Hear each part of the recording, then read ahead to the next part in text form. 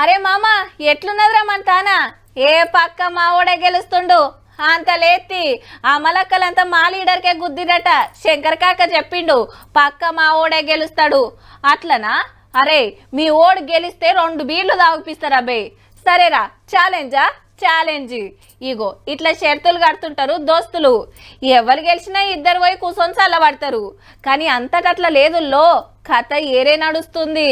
Voting ఒడిచింది betting షురు అయింది లక్షకు 2 లక్షలు 5 లక్షలకు 10 లక్షలు తెలంగాణ ఎలక్షన్ల మీద తక్కువ గానీ ఆంధ్రాలో బెట్టింగ్ రాయులదే జోరుంది వైసీపీ అవుట్ అవుతుందని ఒకరు లేలే కూటమి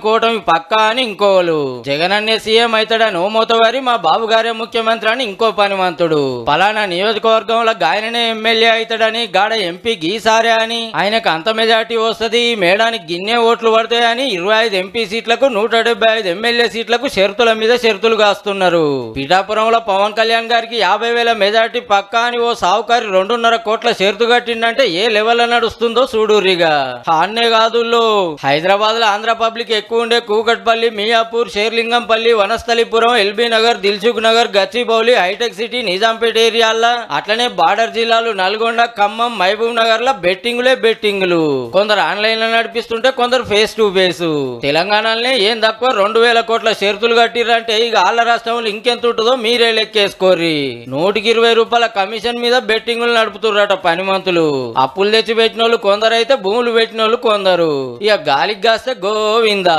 ఏడేవల బలగం ఉంది కుల బలగం ఏంది పతారేంది పంతనం ఏంది సర్వేలు ఎట్లుంది పబ్లిక్ ఏమనుకుంటుంది ఒక్కడికి 10 మాటలు ఆలోచన చేసుకొని దిగాలే అంతేగాని ఆడబెట్టిండు కదా అని మనం పెడితే నున్నగా గుండు కొట్టుకునుడే ఎవరు గెలిచినా ఎవరు ఓడినా మీకేం రాదు గాని అల్కగా పైకంగా మైచ్చొచ్చని ఆశకు పోయి ఆగంగా కుర్రే అన్నలు.